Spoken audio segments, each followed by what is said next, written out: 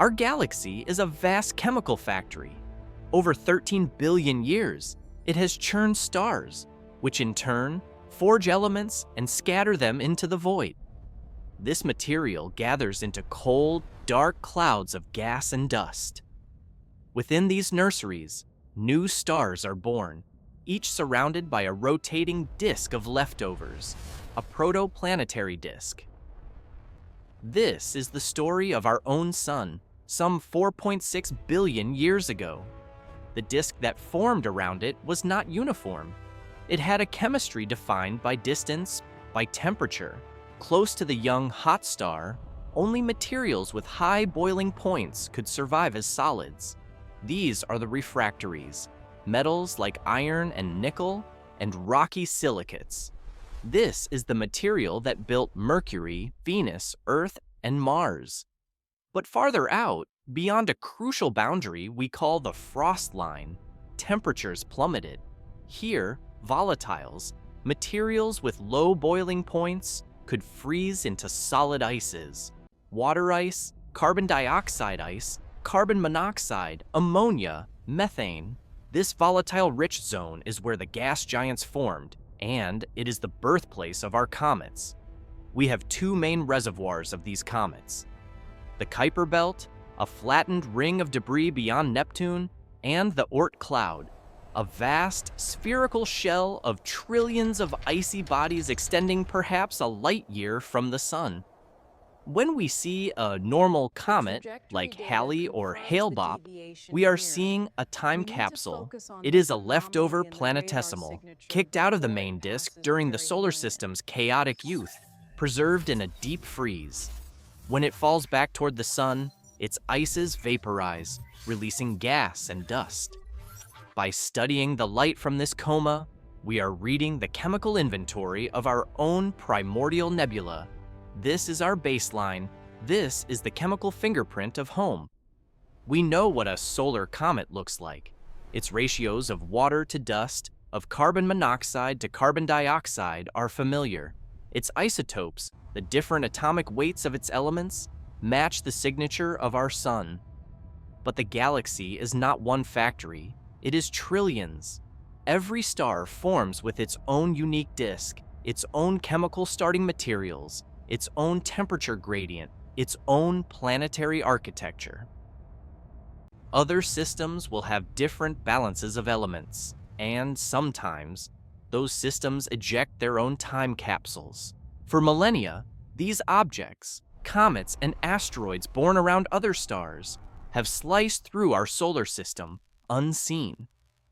They arrive on hyperbolic trajectories, moving too fast to be captured by the sun's gravity. They are visitors, not residents. Only in the last decade have our sky surveys become powerful enough to spot them. First, Oumuamua in 2017, then 2I Borisov in 2019, and now we are tracking another, I's I Atlas. Each visitor is a profound opportunity. It is a free sample of another star's building blocks. But to understand what makes it alien, we must first be masters of what makes us solar. We must understand our own fingerprint to recognize the signature of a stranger. The questions are simple. What are you made of, and where do you come from? The answers are written in the light. To understand what non-solar truly means, we have to think smaller than molecules. We must look at the atoms themselves. An element is defined by its protons. 1 proton is hydrogen, 6 protons is carbon. But the nucleus also contains neutrons, and that number can vary. These variations are called isotopes. Hydrogen, with 1 proton, is the simplest, but add a neutron and you get deuterium. It's still hydrogen, chemically, but it's twice as heavy. It can form heavy water, HDO, instead of regular Hatsewa. Our carbon almost always has 6 neutrons, or carbon 12, but sometimes it has 7, carbon 13. Why does this matter? Because the ratio of these isotopes is a powerful fingerprint of origin. In our early solar system, temperature was key. In the cold, dense outer regions where comets formed, the extra mass of deuterium made it slightly stickier in chemical reactions. It was preferentially locked into water ice compared to lighter hydrogen. This means water ice that formed far from the sun should be naturally heavier, with a higher ratio of deuterium to hydrogen, or DH. We've confirmed this. We have measured the DH ratio in Earth's oceans. We have measured it in comets. Many comets from the Oort cloud, like 67P, have a DH ratio significantly higher than Earth's, confirming they formed in a much colder environment. This DH ratio acts like a birth certificate, telling us where in our solar system an object formed. But the story goes deeper. The overall mix of isotopes in our entire solar system, all the DH, all the warmth and 12 in Kurski and Chernoma C, all the 14 and 15 was inherited from the specific interstellar cloud of gas and dust that collapsed to form our sun 4.6 billion years ago. That cloud was itself the product of previous generations of stars, each seeding the void with elements in a unique isotopic blend. A star system born in a different part of the galaxy, from a different cloud, will have a different starting inventory. It will have a fundamentally non-solar isotopic signature. This gives us a clear, falsifiable test. If an object like 3I Atlas is truly interstellar, its isotopic ratio should be alien. We measure its DH ratio. Does it match Earth? Does it match our comets? Or is it something else entirely? We measure its carbon ratio. 2ID and Borisov, the previous interstellar comet, had a Kiwin's 12 and 13 C ratio that was, interestingly, consistent with our solar system, but it showed other chemical oddities. Nature is complex. We don't need to visit these objects to weigh their atoms. We use spectroscopy. We capture the faint light from their comas with instruments like those on the James Webb Space Telescope. We split that light, and we find the chemical barcodes for these Atlas is clearly different from the solar 2 system chart. or an HDIO. The strength of those lines tells us the ratio. This is the search for the alien fingerprint. It's not a guess, it's a precise measurement. We are looking for a chemical signature that proves, at the most fundamental atomic level, that this visitor is not from around here. Beyond the weight of its atoms, an object's identity is defined by its bulk ingredients. The balance between refractories, rock and metal, and volatiles, ices, is the fundamental sorting mechanism of a solar system. In our system, the sorting is clear. The inner planets are refractory dominated. The outer system bodies, our comets, are volatile dominated. But the type of volatile matters. The chemistry of a protoplanetary disk is controlled by the ratio of its elements, primarily the carbon to oxygen, CO ratio. Our sun has a CO ratio of about 0.5 point oxygen is abundant. In the cold outer disk, most of this oxygen combined with hydrogen to form a truly vast inventory of water ice. Other ices like carbon dioxide, and carbon monoxide, CO, formed. But water was the dominant solid. Our comets are fundamentally dirty water ice snowballs. But what if a star system formed from a cloud with a different ratio? Imagine a carbon-rich system, where the CO ratio is greater than 1. There, all the oxygen would be locked up by carbon to form CO. Little or no water ice would form. The dominant ices would be CO, cokenes, 2 stralos, or methane. A comet from this system wouldn't be a water comet. It would be a carbon ice comet.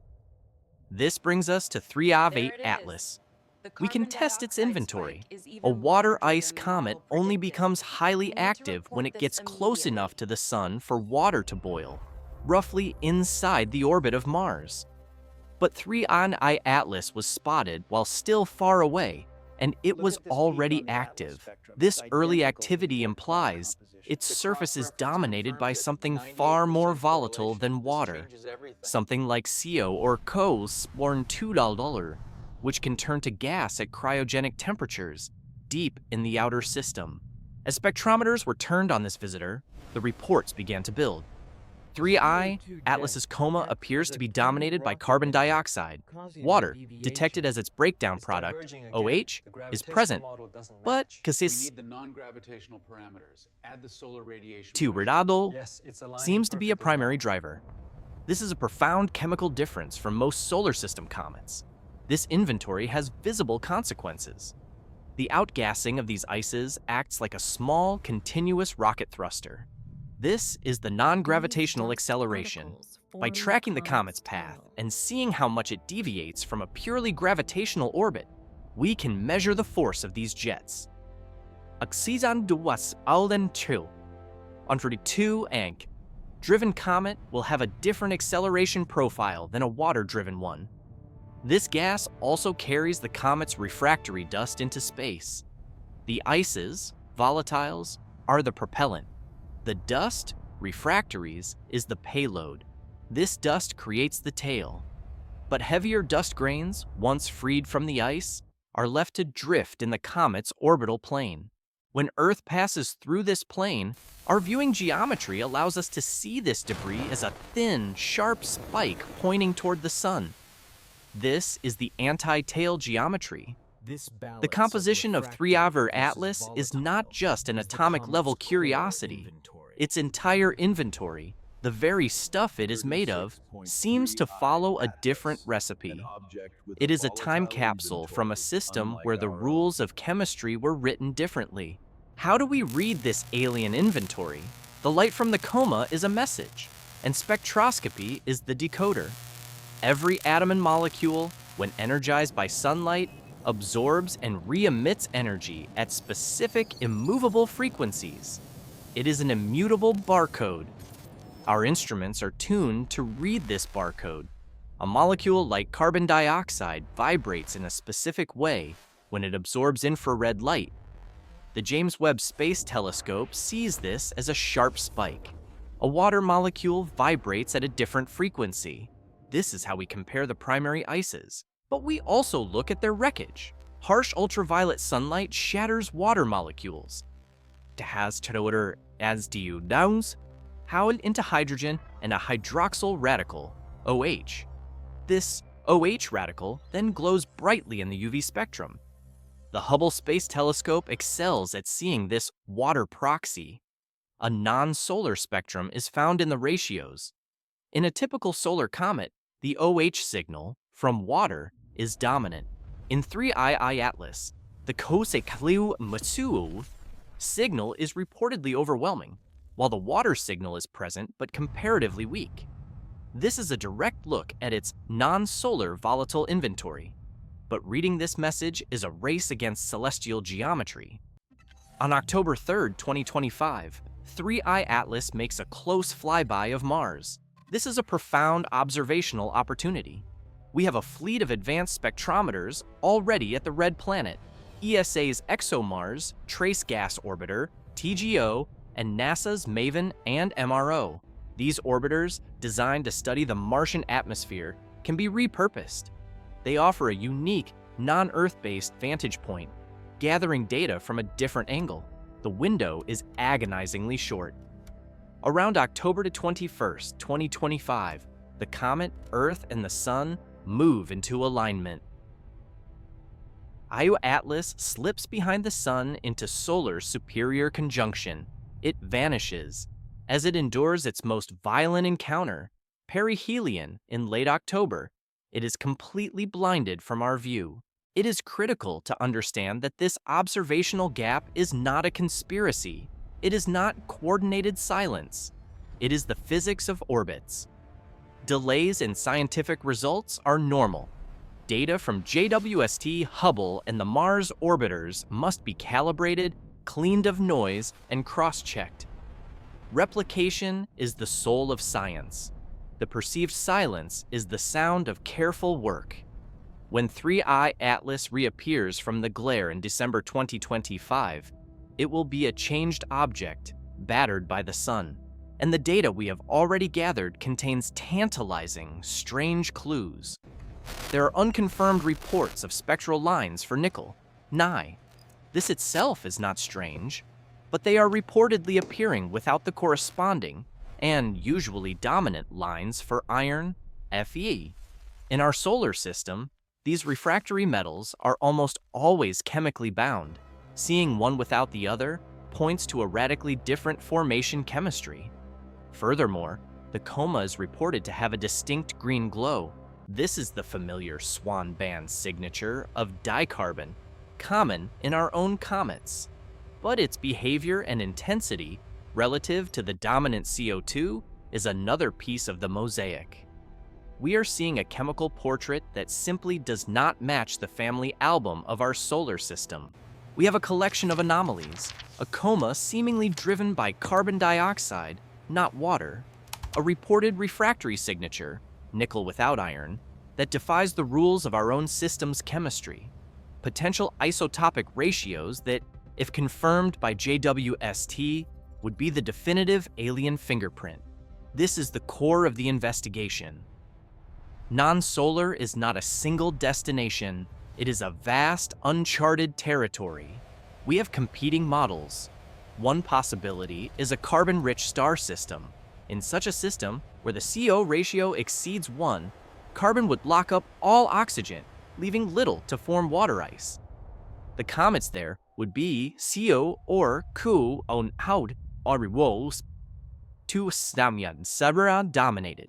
Their rocky, refractory components would form from different minerals, perhaps explaining the strange Nephi report. Another model is not about the star's birth ratio, but its environment.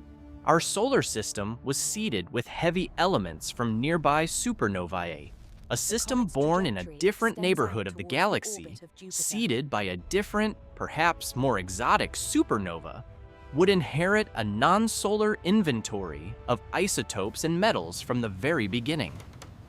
The data we are collecting right now is the key to distinguishing these models. The Mars flyby on October 3, 2025 was crucial.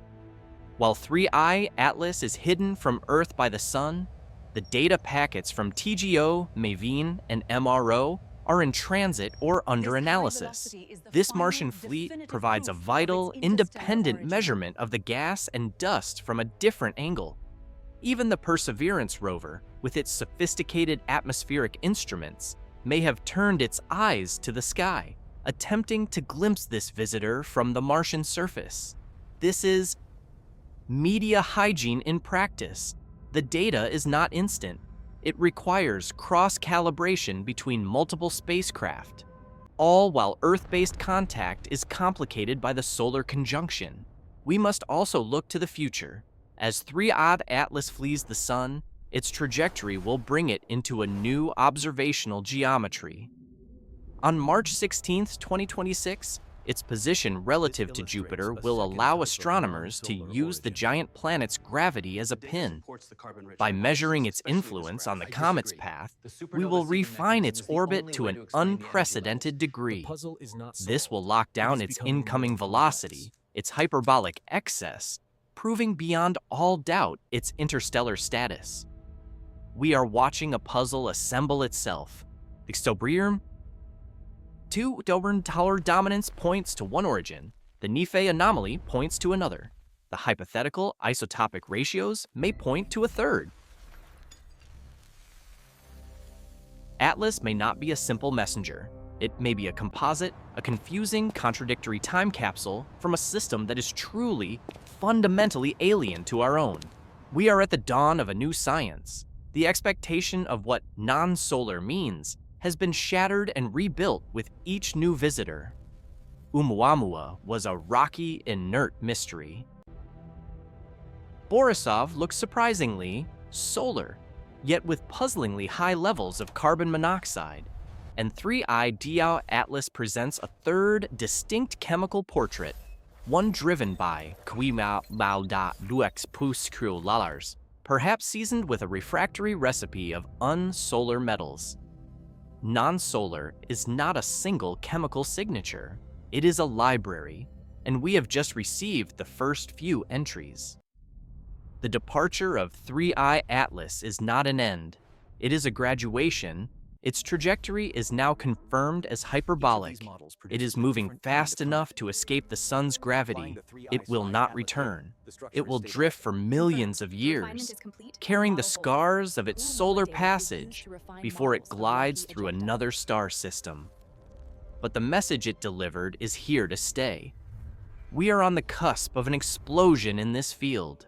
The Vera C. Rubin Observatory, with its enormous mirror and revolutionary camera, is set to begin its legacy survey of space and time. Plausible mechanisms. This telescope will scan the entire southern sky every few nights to an unprecedented depth. It will not find one interstellar object per year. It is expected to find dozens. We will no longer be starved for targets. We will build a statistical catalog. We will finally see the true diversity of chemical inventories that the galaxy produces. We will find comets from carbon-rich systems, comets from metal-poor systems, and fragments of alien planets. The journey of 3I Atlas, from its discovery to its Martian flyby, its solar conjunction, and its departure, is a template for the future. It has pushed our instruments at JWST, Hubble, and on Mars to their limits. It has forced us to confront our own solar biases. We are stationary observers in a galactic river. For all of human history, we have only been able to study the water.